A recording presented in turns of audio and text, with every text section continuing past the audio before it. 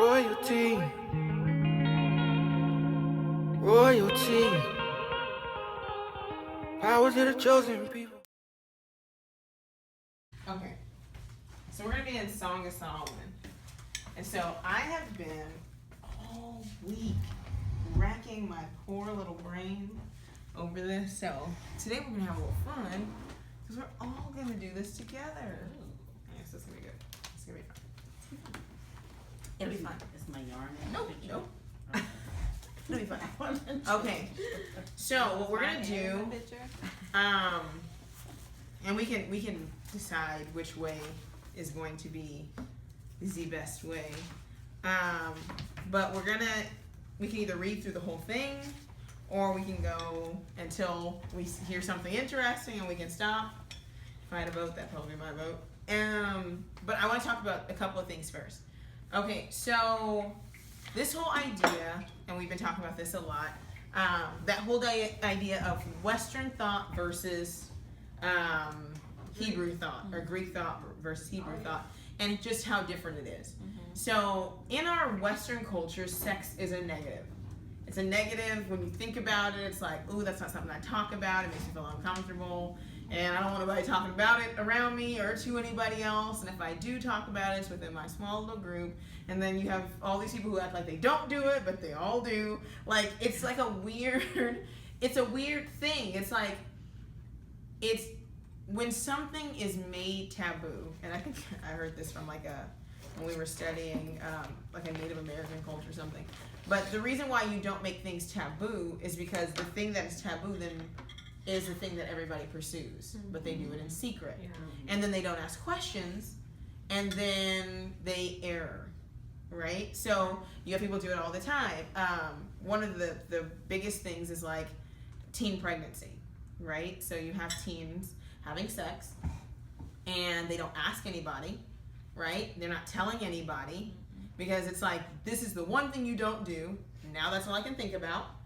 And now I'm doing it, and then now I'm causing all these other problems too. Instead of you saying, don't have sex, explain to me why I shouldn't. Because that's Hebraic. It's without function. If you tell a person not to do something, if I say, hey, don't look in that box, it's going to drive me crazy until I look in that box. It's human nature. And so I believe that the suppression and the covering of sex has made for a very, very perverse and devious, or sexually devious generation, because nobody talks about their sex life. And so if you never talk about your sex life, or even your relationship for that matter, with people who care about you, of course, then you never have somebody to say, that's not normal. You know, like, you don't, normal is only what's normal to you. And so that might not be normal. Like, you have, like my mom was saying last week, and I'm saying it because I know she don't care, but she was saying that growing up, she didn't have an orgasm till 4 kids later. So you have 4 children, and clearly you're active, but you're not being satisfied. So you're missing a portion of what a relationship is. And so if you never talk to anybody, you'll be like, wait, something else is supposed to be happening? It's just not the baby thing? I thought it was just the baby thing, you know? You would be left unfulfilled. And so the reason why last week I didn't, and I think the Most High prompted me for that, I didn't bring in the Song of Solomon, because I think we had to have, a idea of what something wasn't before we got an idea of what something is supposed to be. Sometimes you have to deal with the negative connotation of something before you deal with the positive, because what happens a lot of times when we deal with only the positive side is that people begin to apply what they believe in their mind to what you're talking about. But if I take away what you already had preconceived and now I build on it with the right thing, then all of a sudden it goes, oh, but it's within this, but oh, right? Okay, so the Greeks viewed only the mind and the spirit as good. They didn't view the body as good. So that's why we're always dealing with this whole, like, my body, and you always feel wrong, and this feels dirty, and this feels nasty. Everything about us. Like, a woman can't have a cycle without, I feel nasty. I can't do anything. I mean, like, one of the things that was weird for me, that had to do with the first child, totally not with the second one. But when you're breastfeeding and your boobs leak, and then you feel so embarrassed, and you're just like, oh my gosh. But, oh my gosh, like, who cares? I mean, not who cares. I mean, it's embarrassing to it. But I didn't, like, pee on myself. Like, I'm a mom. I'm lactating. I'm on nursing pads, and it's just milk. Like, it's not the end of the world, but everything about what our bodies do is just disgusting to us and to other people. That's a Greek concept. How Yah views everything is that all things are good. So on the seventh day, he said, Tov Meod. He's like, everything is very good. When it was completed, everything that he made, and everything within its function was very good. There was nothing dysfunctional about anything. So women were made the way they were made, their bodies functioned the way that they functioned, but it was very good immediately. Okay? So making any of that negative then is against how Yah created things, but the Greeks did that. So, like for us, the Hebrews, we didn't, we believed in the resurrection. So the body was something really important to a Hebrew, how we care for our body, how we carried ourselves, what we put in our body. Not that we thought we were coming back into this body, but the body housed the soul. And so I wanted, and the body interacts with the soul. So the better my body is, the better in tune I am with my soul. Where the Greeks are like, forget the body, I'm only going to focus on my mind and my spirit. That's why people in Christianity believe you can put whatever you want into your mouth. It doesn't matter, because that does not affect that which is my mind and my spirit. Where Yah says these things all go together. They all are a part, and they all help you interact in that realm. Okay, so one of the things in church is that your body, everything is sexualized. So if you're not having sex, you're holy, right? If you're having sex in your marriage, then you're holy, but depends on what you're doing. You know what I mean? Yeah. Right. And so one of the things we want to do with that whole idea of undefiled. So the Hebrew word for undefiled is tamam. I'll write it on here. It's a tet, a regular min, and a mem sophie. You can find a mem. So it's like this. And it literally means for something to be complete or finished. And so immediately that kills that whole idea that when you finish something that you never do it again. Because nobody says, I had sex once and it was great and I never did it ever again, right? So the idea of this is for it to be done whole. It was whole and complete, right? So the marriage bed is undefiled because everyone within it is going to be completely satisfied how they want to be satisfied. Because that's how it works. It's not defiled. There's nothing dirty. There's nothing off limits outside of the contract. Outside of what you do outside of the contract, I guess I should say. So it's undefiled. You can't bring something in and say, oh, that's gross. And it's like, well, if that's what you guys decided not to do, that's fine. But it's this area that within its with two people who have an understanding of what sex is, there's nothing you can do that's off limits. Very interesting. Okay, so the reason that, and there's been, plenty of people who've talked about it, Song of Solomon, and it's been like everything else, Hellenized or Westernized. And so when we read through it today, I want you to read through it with a very, very Hebrew mind. And by Hebrew mind, I mean whatever is there, if it seems like it might be that, we're going to explore it. Because 9 times out of 10, it's saying exactly what your mind might be thinking. And I know where our minds can go some places, but how Hebrew worked is that whole idea of abstract. No, but how Yah makes everything beautiful. He takes a person like Solomon, who is supposed to be the author of this song, and he allows him to say it in a way that is flowery enough. I'm not talking about the English, because the English, that's very much King James, but in a way that it's like, okay, I know what you're saying, but I know the context you're saying it, so it's not going to be that offensive. But on the surface, it can be pretty offensive if you were a prudent, nice Western Anglo woman in the Victorian period who had to cover the legs of your chairs and of your tables because that was considered sexual. Okay, so What? yes, that was you couldn't show. Yes, yes. But even your furniture, I didn't know that about Yeah, the furniture. that's why they had those long, My like God. coverings over things, anything that was sexualized. And so, just to mention that, God. men during that time, a lot of men frequented brothels and And became children. homosexuals Uh-huh. because what they saw on the outside. So you have these statues of these women and these goddesses who were, white first of all, no hair on their bodies, no nothing. They were just like these pristine figures. And so when they would be with women, they'd be like, well, this is not what I've seen. And nobody's told me about this. And so they didn't have, their attraction was not there. Yeah. You see how that works? And it's Yeah. funny because we have that same thing today. If you don't look like this, then a man's attraction is not there because your idea of what a woman's supposed to look like, what her body's supposed to look like, and how it's supposed to look after children is just tainted because you never see these things. Where in Hebraic culture, that wasn't the case. Men talked about sex to their sons, women taught their daughters how to please their husband, and grandmothers talked about it. It wasn't vulgar, it was a way of life. If you don't talk about it and you create a deficiency within the marriage, then it becomes, crazy.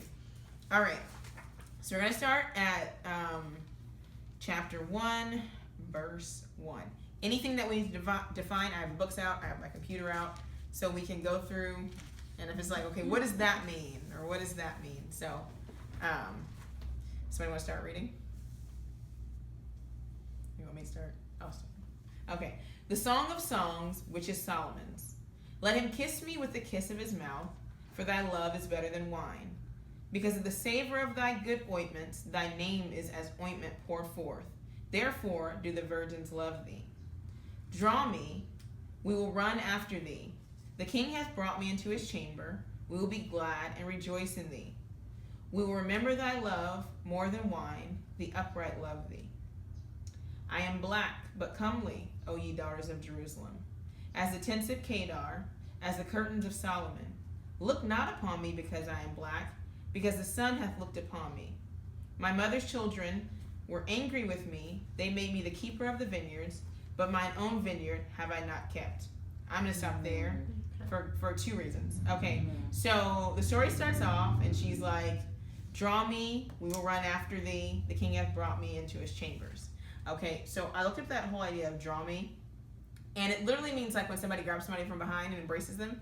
So it's not like, oh, draw me. It's very, very forward. Okay, so king takes her into the chambers. The virgins love him. In the Hebrew it says, where it says in verse 3, because the savor of thy good ointment, thy name is ointment poured forth.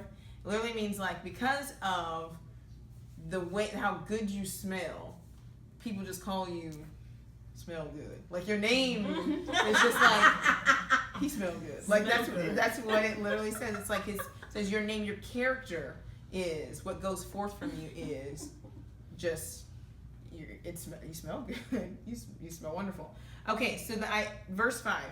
I am black but comely. Now everybody tries to turn this away, and it's impossible.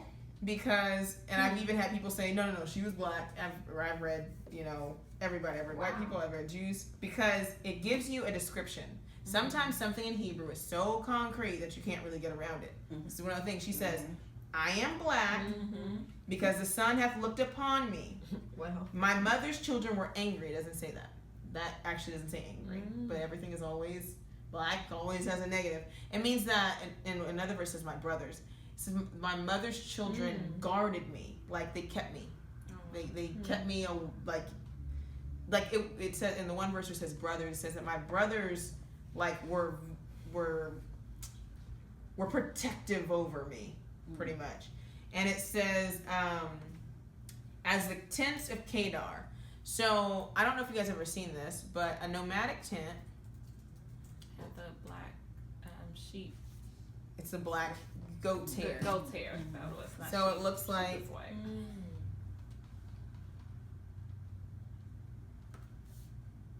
right?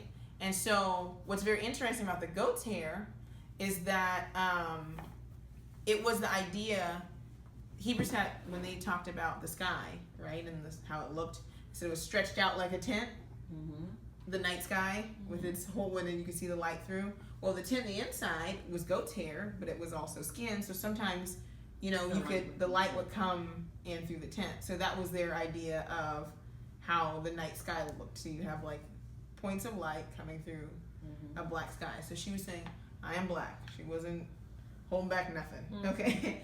And she says, look not upon me because I am black. And does it not say, look not upon me because I am black? Look not upon me. It's not a negative. How it looks sound like it's a negative. In Hebrew, it's just like, don't just look at me for my skin. But it's not saying it like in a negative.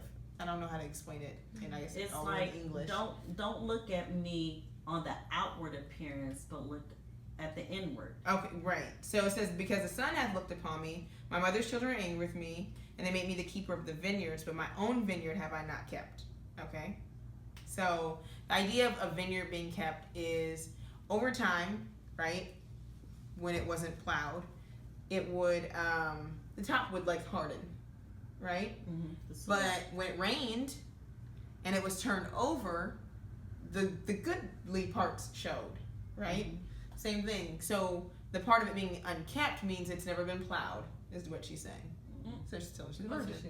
Right. Tell me, O thou whom my soul loveth, where thou feedest, where thou makest thy flock to rest at noon. For why should I be as one that turneth aside by the flocks of thy companion? If thou know not, so this is him talking now. If thou know not, O thou fairest among women, go thy way forth by the footsteps of the flock, and feed thy kids beside the shepherd's tents. I have compared thee, O my love, to a company of horses in Pharaoh's chariot.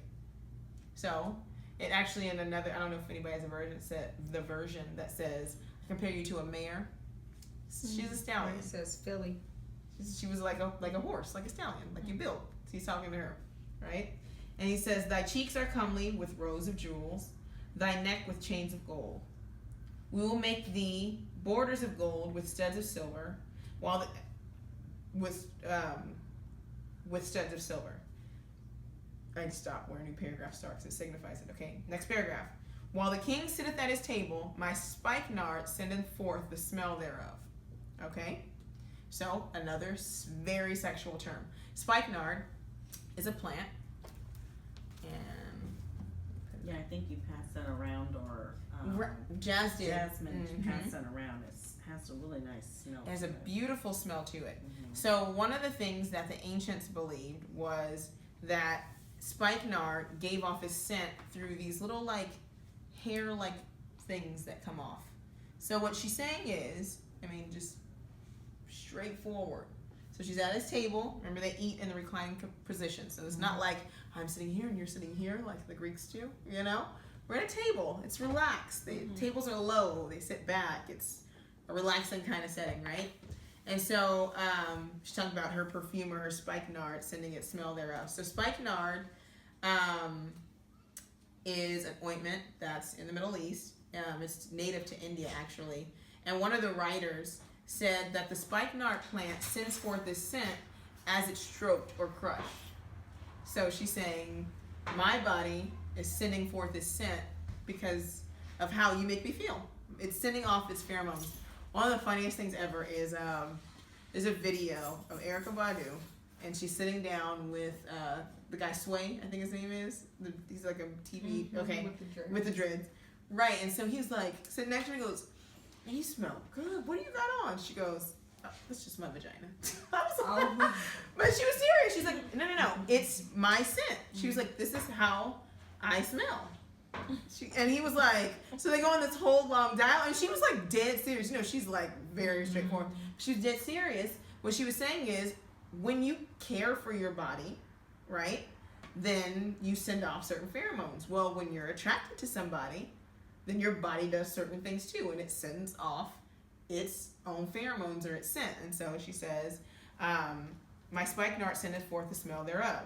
A bundle of myrrh is my well-beloved unto me. He shall lie all night betwixt my breasts. My beloved is unto me as a cluster of campfire in the vineyards of En-gedi. So if you've seen, have you ever been out to, well, I live in Madeira. So when they take the, like if they gather wood and they burn in the middle of the field, in the vineyard, right? So her vineyard is her body, right? So if she says he's like a campfire in the vineyard of Engedi, it means there's like there's a hot. Right. There's a Burning fire really burning and hot. right, exactly. And it's being fed. So, behold thou art fair, my beloved, behold thou art fair. Thou hast dove eyes. So doves are a sign of purity. Behold thou art fair, my beloved, yea, pleasant also. Our bed is green, right? The beams of our house are cedar, and our rafters fir. So like they're outside. So they get busy outside too. Like this is like bed is green, and our rafters are cedar and fir. Okay. I am the rose of Sharon and the lily of the valleys.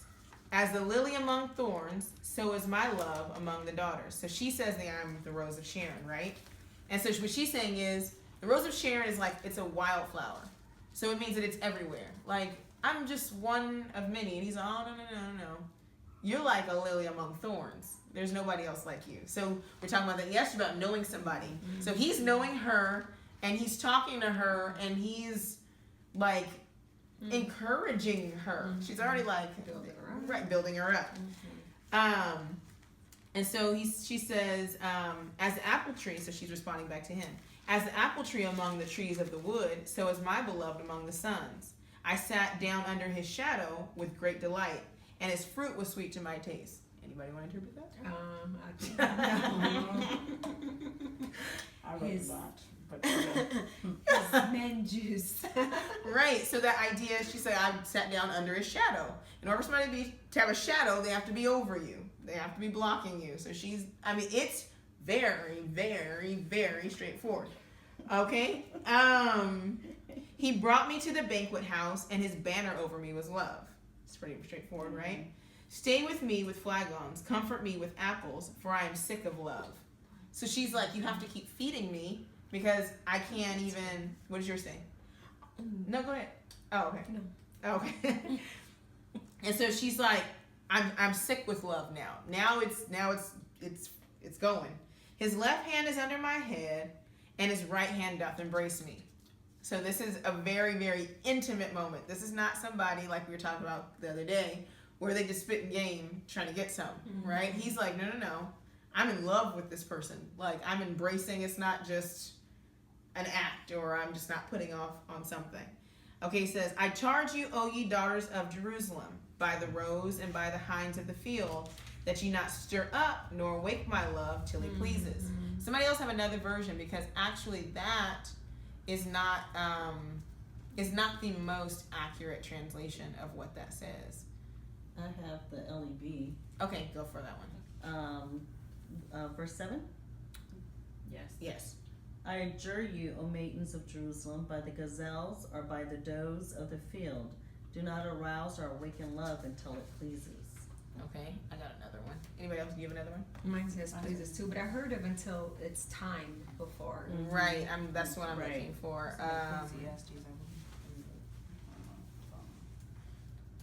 Song of Solomon. I'm gonna look on the. I told you guys Yeah, sometimes. Do not awaken or arouse these feelings until before Right. it's time. Listen to Ecclesiastes. Let me see. It says. Go to the next verse. The next book. So we're in chapter 2.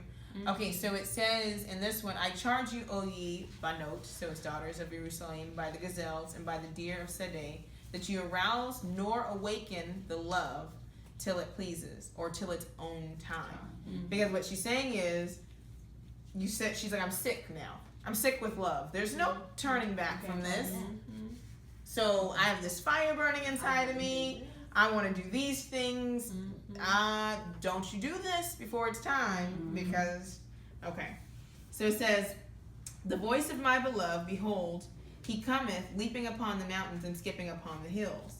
My beloved is like a roe or a young hart. Behold, he standeth behind our wall. He looketh forth at the windows, showing himself through the lattice. My beloved spake and said unto me, rise up, my love, my fair one, and come away. For lo, the winter is past, the rain is over and gone.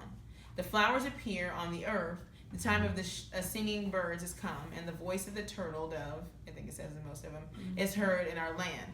The fig tree putteth forth her green figs, and the vines with the tender grape give a good smell. Arise, my love, my fair one, and come away. Okay, so there's an enticing here. Like, okay, it's springtime. Spring is like a time of fertility. All that. Right. So it says, O my dove, thou art in the cleft of the rocks, and the secret places of the stairs. Let me see thy countenance. Let me hear thy voice. For sweet is thy voice, and thy countenance is comely. It's pretty much telling her to take off her clothes. I want to see all of you. I've seen your eyes. We've already described those. Like, now let me see you. Like, let me see all of you. And he says, take us the foxes, the little foxes that spoil the vines, for our vines have tender grapes.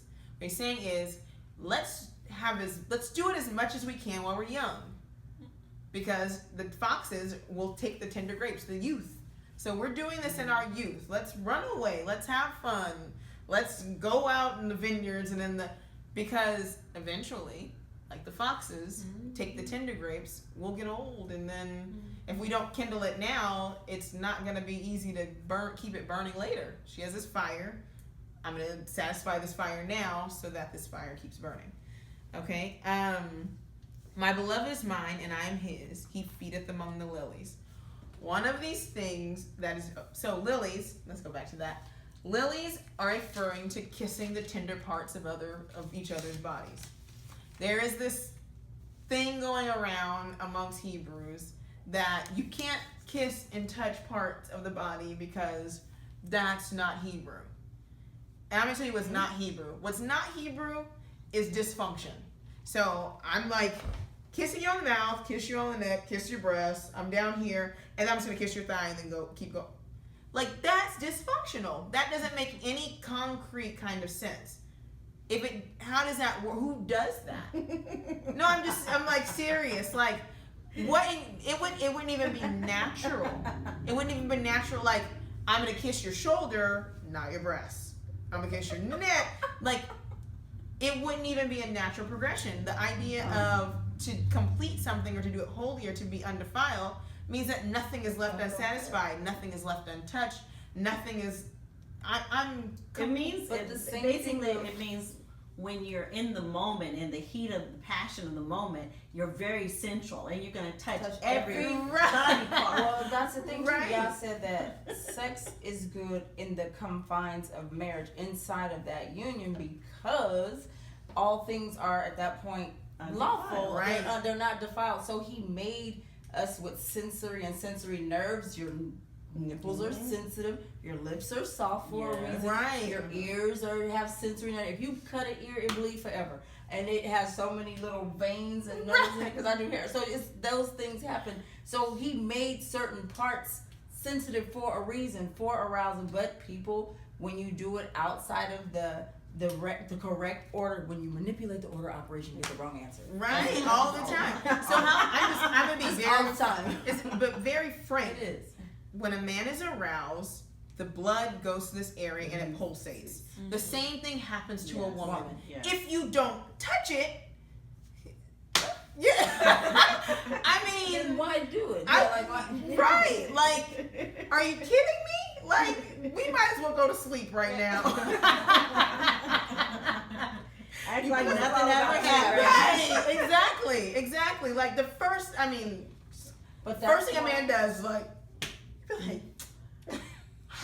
why? Because something's happening, and I need you to do something with right. Yeah. So what if you just don't touch it though? Well, that's why You you touch it, drink just water from your roll own over. sister. Like, right? It makes no logical sense. That doesn't make any sense at all.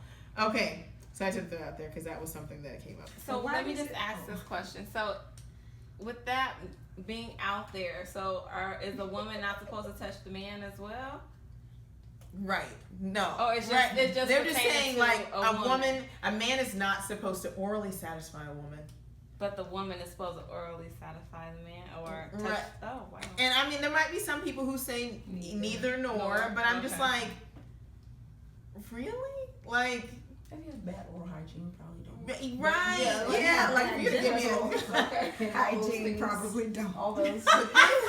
Like, Speaking of bad genital hygiene, don't do it. spikenard is actually a cure for all those things. It's actually a cure for impotence too. So she says, my lady parts send forth a scent like spikenard, which means that It cures. it's gonna make yours do something too. It's very interesting. So spikenard in ancient culture actually healed. It actually heals uterine problems too. So if women have like irregular periods, all those things, spikenard heals. So you can ingest it. It helps with your helps with elimination, and it does it in a way that also keeps your intestines lubricated instead of drying them out like a lot of other things. So if you want to look up some of the properties of spikenard, it's an all-together healer, which is interesting that she says that her scent is like spikenard. It'll heal your whole body. So she's not actually talking about spikenard. She's likening her scent to that. Both, I think. I would think maybe it's both. because Okay. he's gonna go in and talk about what she actually smells like, and I believe it's in there. So this is my favorite part. So I'm I sorry. just had a question Go on ahead. 16. What are we supposed to get from he feeds his flock among the lilies? Like you explained the lilies, but his flock, I'm not understanding. Oh, mine doesn't say that. Mine just says he feedeth among the lilies.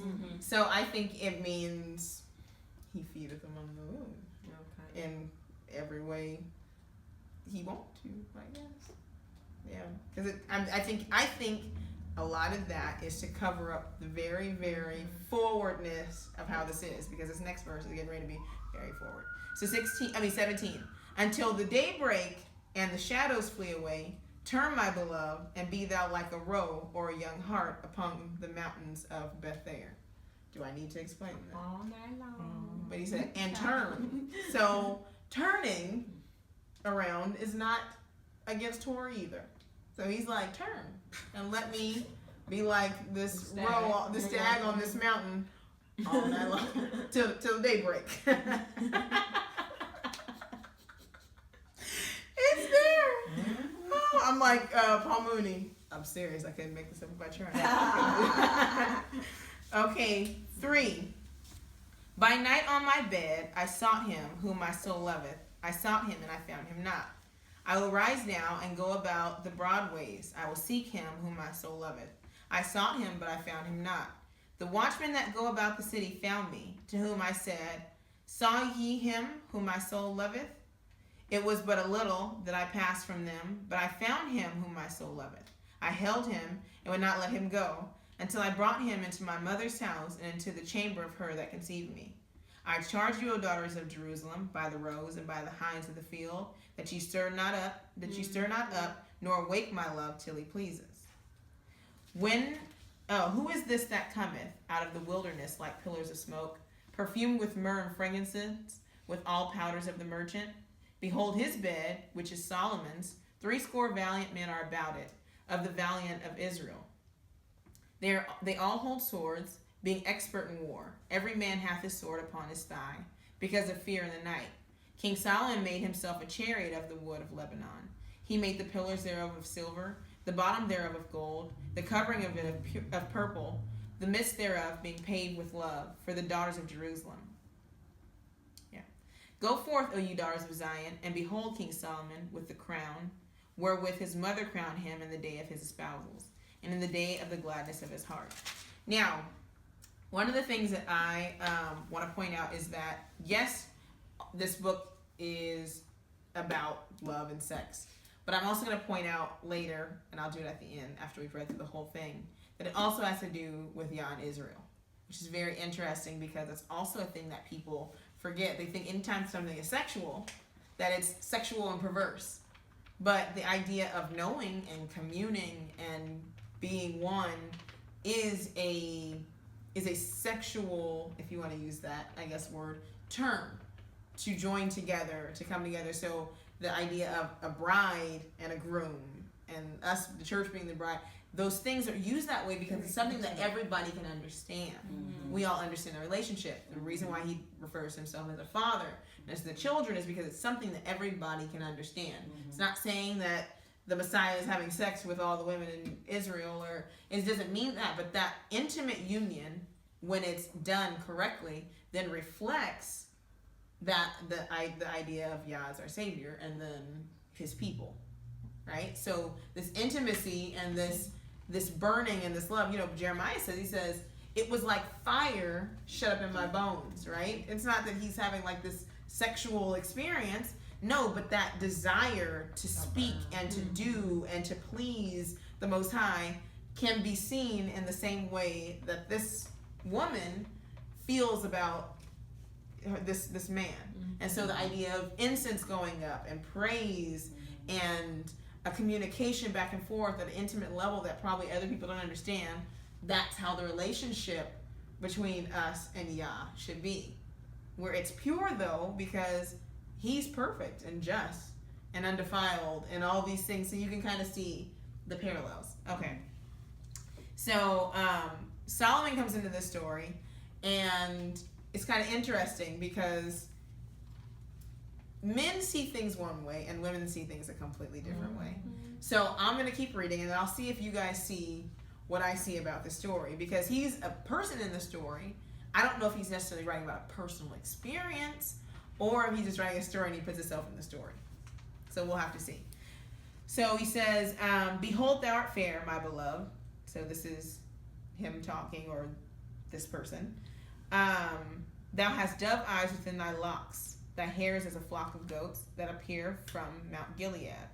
Thy teeth are like a flock of sheep that are even shorn, which came up from the washing whereof every one bare twins, and none is barren among them. You're not missing no teeth. You're not snaggle. The lips are like a thread of scarlet, and thy speech is comely. Thy temples are like a piece of a pomegranate within thy locks. Thy neck is like the Tower of David. Build it for an armory, whereon there hang 1,000 buckles, all shields of mighty men. Thy two breasts are like two young roes that are twins, which feed among the lilies. If you look up baby deer, it's very, very interesting. She has big boobs. So what? Like baby deer, it says like young deer. So if you see them, have you ever seen a baby deer and they lay like curled up and their only you can see is like their little black nose? Okay, I'll show you. Why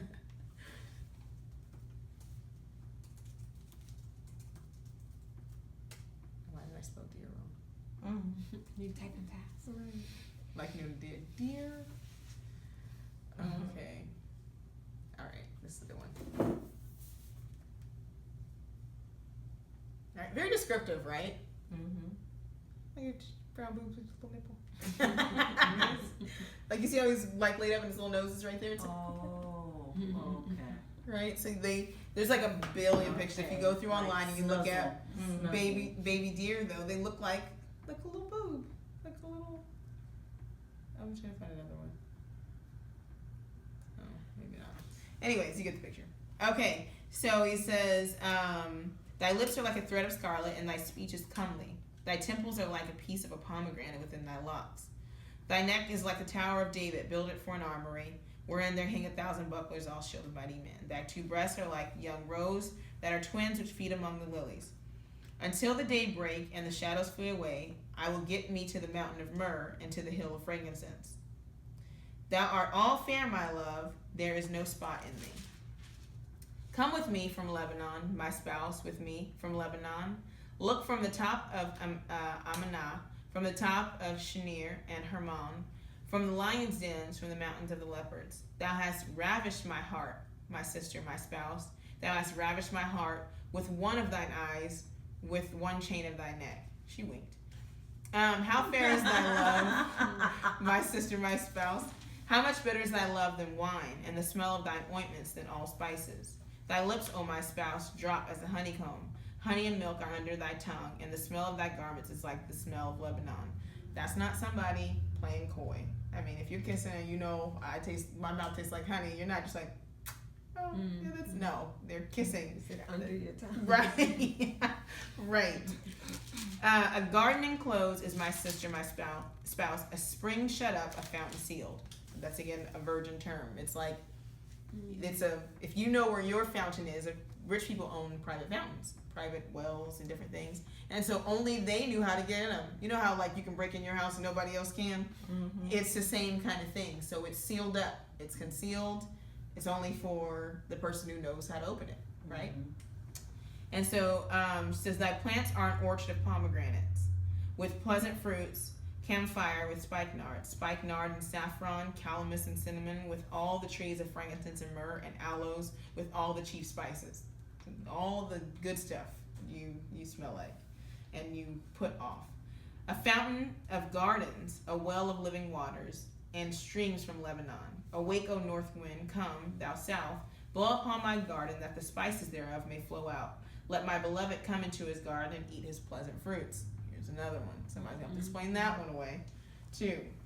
So, this is him speaking. I am come into my garden, my sister, my spouse. I have gathered my myrrh with my spice. I have eaten my honeycomb with my honey. I have drank my wine with my milk. Eat, O friends, drink, yea, drink abundantly, O beloved. I sleep, but my heart waketh. It is the voice of my beloved that knocks, saying, open to me, my sister, my love, my dove, my undefiled. For my head is filled with dew, and my locks with the drops of the night. I have put off my coat, how shall I put it on? I have washed my feet, how shall I defile them?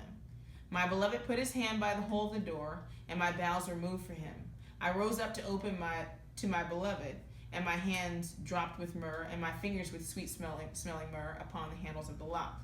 I opened to my beloved, but my beloved had withdrawn himself, and he was gone. My soul failed when he spake. I sought him, but I could not find him. I called him, but he gave me no answer. The watchmen that went about the city found me. They smote me. They wounded me. The keepers of the walls took away my veil from me. I charge you, O daughters of Jerusalem, if ye find my beloved, that ye tell him that I am sick of love.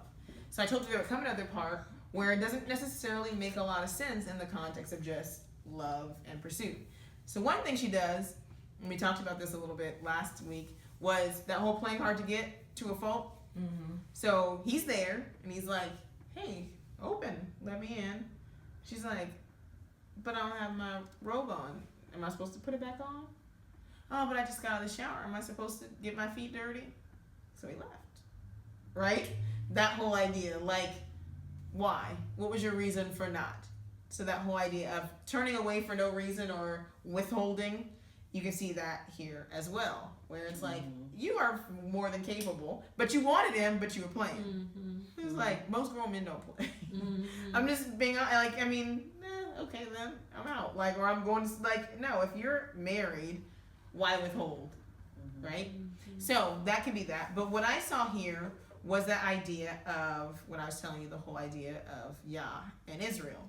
And so you have this bride, you've pursued her, and you have this relationship, and then I think it's in Revelation, it says, behold, I stand at the door and knock. And who's gonna open the door? And so you delay to open the door, and then he's not here. And so what does she do? She goes out to try to find him, and then you went out, and then the people and the watchmen of the city beat her. And it says they wounded me, and they beat me, and they took my veil. So they defiled her. And so it's the same thing with Israel. You rejected your Messiah, and then you're left. He's gone. Not saying he's not coming back, but he's gone. And now you're left without covering. You're exposed, right? And then she tells him, when you find him, tell him I'm sick of love, like we are now. We know now. We're in captivity. We want to go home. Like, we're tired of being here. We're being oppressed and beat and killed. Like, we get it. We get it. We messed up. Like, she's like, when you find him, just tell him. Like, yeah. I'm sorry. Right. What is thy beloved more than another beloved, O thou fairest among women? What is thy beloved more than another beloved, that thou dost so charge us? So the women are responding to her, and they're like, who is your beloved that he's more than anybody else? Who is your Messiah that he's more than the other Messiah? Who is your Yah that he's more than any other God? Right? And she says right here, so my beloved is white and ruddy, so it means pure, radiant. It doesn't mean white like he's white and radiant. He's radiant and ruddy, the chiefest among 10,000. His head is as the most fine gold. His locks are bushy and black as a raven. His eyes are the eyes of a dove by the rivers of water, washed with milk and fitly set. His cheeks are a bed of spices as sweet flowers. His lips like lilies, dropping with sweet-smelling myrrh. His hands are as gold rings set with the beryl. His belly as bright ivory overlaid with sapphires. His legs are as pillars of marble, set upon stockings of fine gold. His countenance as Lebanon, excellent as the cedars.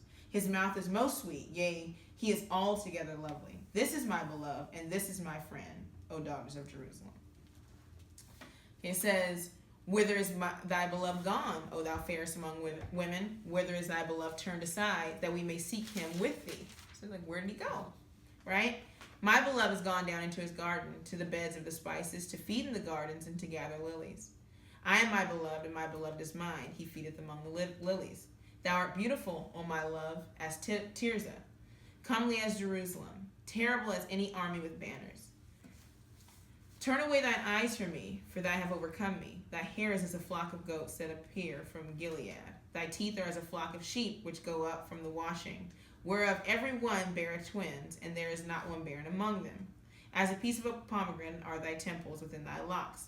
There are 80 queens, and 80 concubines, and virgins without number. My dove, my undefiled, is but one. She is the only one of her mother. She is a choice one of her that bare her. The daughters saw her and blessed her, yea, the queens and the concubines, and they praised her. So you put this in a term of Israel. He's like, yes, there's other nations, and there's other people, and they're beautiful. And there's virgins, undefiled, all over. All I want is you. Like, that's what I want. That's my desire. You are the most beautiful to me. You don't even know it. You're saying, oh, I'm just one of many. I'm like, you don't even know what you are and what you have in you. Right? Okay, who is she that looketh forth as the morning, fair as the moon, clear as the sun, and terrible as an army with banners? I went down into the garden of the nuts to see the fruits of the valley, and to see whether the vine flourished and the pomegranates budded. Or ever I was aware, my soul made me like the chariots of Aminadab. Return, return, O Shulamite. Return, return, that we may look upon thee, that we will see what will ye see in the Shulamite, as it were the company of 2 armies. So he's like, return. So Shulamite, people have said she was from this place, but my understanding is, you know how tribes, people are called after the name of their tribe? So you have Amorites, Jebusites. She has ownership over her. So she is this woman of peace. So Shlomo, his name was a peace. Actually, very interesting. You know, Solomon's name is not really Solomon. That's not the name he was given. Solomon's name, the name he was given, that Yah told him to be named, was Jedediah. If you go back to after David and Bathsheba, and then the first baby dies, Nathan comes and tells him about his whole, indiscretion. Then Nathan, I think either Nathan comes back or Yah talks to David. I'll have to remember. But he tells him to name him Jedediah, and it means, I think it means he who Yah loves, or something of that sort, which is very interesting. But his nickname, or the name that he was known by, was Shlomo, peace. So I believe that would, like a person of the tribe of peace, right? Because Yeshua is a prince of peace, which is a very interesting picture that he uses this name and then calls her a Shulamite, right? So he says, how beautiful are thy feet with shoes, O prince's daughter. The joints of thy thighs are like jewels, the work of thy hand of a cunning workman. Your navel is like a round goblet, which wanteth not liquor. Thy belly is like a heap of wheat set about with lilies. Thy 2 breasts are like 2 young roes that are twins. Thy neck is as a tower of ivory. Thine eyes like the fish pools in Heshbon. By the gate of Bethrabim, thy nose is as the tower of Lebanon, which looketh toward Damascus. Thine head upon thee is like Carmel, and the hair of thine head like purple. The king is held in the galleries. How fair and how pleasant art thou, O love, for delights! This thy stature is like a palm tree, and thy breast 2 clusters of grapes. I said, I will go up to the palm tree, I will take hold of the boughs thereof. Now also thy breast shall be as cluster of the vine, and the smell of thy nose like apples. And the roof of thy mouth is like the best wine for my beloved, that goeth down sweetly causing the lips of those that are asleep to wake or to speak. It says, I am my beloved, and his desire is toward me. Come, my beloved, let us go forth into the field, let us lodge in the villages. Let us get up early to the vineyards, let us see if the vine flourish, whether the tender grape appear, and the pomegranate bud forth. There I will give thee my loves. The mandrakes give a smell, and at our gates are all the manner of pleasant fruits, new and old, which I have laid up for thee, O my beloved. So he returns, obviously, and he has all these things for her. He's like, I've stored up these things for him. And she said, where's your beloved? Oh, he's in his garden, and he's gathering stuff. And so, What are the mandrakes? the mandrakes are an aphrodisiac, but they are, where we see them used is Leah and Raquel were using them as bartering tools Oh, that's right. to get Jacob. Jacob. Yeah, but they were a prized thing to have. And so one of the things we see, Messiah says, I go to prepare a place for thee, right? So he's gone, she's looking for him. She tarried, he stood at the door and knocked, she didn't answer. And then when he comes back though, he's like, I forgot about you. And he repeats that same dialogue. He says the same thing again. You look like this, and your eyes, you're just as beautiful as you were when I left, right? So that whole idea of returning for a bride without spot or wrinkle, right? John wasn't just making up stuff, right? That whole idea, that picture of courtship and tearing and then returning and coming back with something is right here. Okay, so chapter 8. O thou wert as my brother, that sucked the breast of my mother. When I should find thee without, I would kiss thee. Yea, I would not be despised. Yea, I should not be despised. I would lead thee and bring thee into my mother's house. Who would instruct me? I would cause thee to drink of the spiced wine of the juice of my pomegranate. His left hand should be under my head, and his right hand should embrace me. I charge you, O daughters of Jerusalem, that you stir not up, nor awake my love until he pleases. Who is this that cometh from the wilderness, leaning upon her beloved? I raised thee up under the apple tree. There thy mother brought thee forth. There she brought thee forth that bare thee. So this was a verse that probably stood out to me the most, and that made me immediately think about Israel. He said, who is this, right? So this is neither one of them talking. Who is this that come out of the wilderness with her beloved, right? One of the pictures throughout Scripture, it's in Isaiah and Jeremiah, is that Yah comes, redeems his people, and then he brings them back to their land. And he makes everyone see this happen so that they know that this is who he loves. So they're saying, who is this? Like, it's like nobody even knows. Like, wait, what? Who is this that's coming out of the wilderness leaning on her beloved, right? And he says, set me as a seal upon thine heart, as a seal upon thine arm, for love is strong as death. Jealousy is cruel as the grave. The coals thereof are coals of fire, which have a most vehement flame. Many waters cannot quench love, neither can the floods drown it. If a man would give all the substance of his house for love, it would utterly be contemned. So you see Yah pretty much give everything because of his love for his people, right? So it says it can't be quenched, it can't be put out, nobody can stop it. You can't. She couldn't even stop it. It's like, oh, you're not ready for me right now. All right, I'll wait. I'll be back. Like he says, Yah says in one of the, he says, I have to turn my face from you to see what your latter end will be. And he says, I'm gonna let whatever's gonna happen, and I have to not deal with it to see what your latter end will be. And it's almost the same here, where he's like, okay, I'm gonna turn away, but I'm gonna come back when you call out for me. And when she does, and she sends out people, call, ask, let's search, let's find, then he returns. It says, we have a little sister, and she have no breasts. What shall we do for our sister in the day when she shall be spoken for? If she be a wall, we will build upon her a palace of silver. And if she be a door, we will enclose her with boards of cedar. I am a wall, and my breasts like towers. Then was I in his eyes as one that found favor. Solomon had a vineyard at Bahamon. He let out the vineyard unto keepers. Every one for the fruit thereof was to bring 1,000 pieces of silver. My vineyard, which is mine, is before me. Thou, O Solomon, must have 1,000, and those that keep the fruit thereof 200. Thou that dwellest in the gardens, the companions hearken to thy voice. Cause me to hear it. Make haste, my beloved, and be thou like a roe or to a young hart upon the mountains of spices.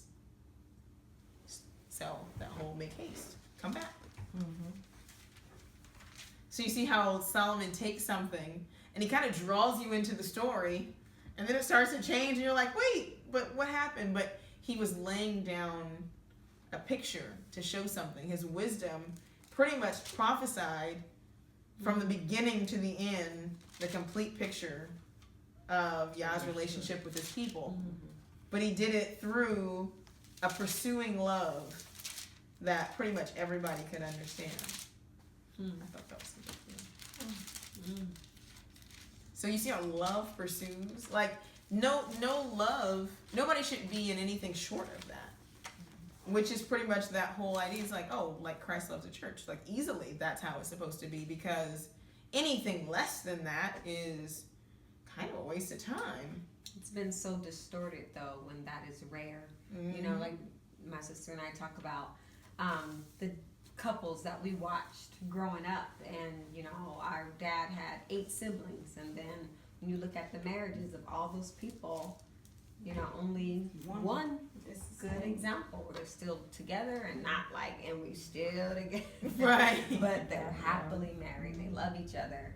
And there's just been, you know, such distortion in why people come together and how, and you know, then the damage of the roles. So then the roles aren't appropriate or how they were meant to be, and so that causes damage in the relationship. And you know, just as we were reading, sometimes I find, you know, with the taping, I don't ask questions like I do because I don't want to. No, you stop have that to. too Everybody much, else but- wants to.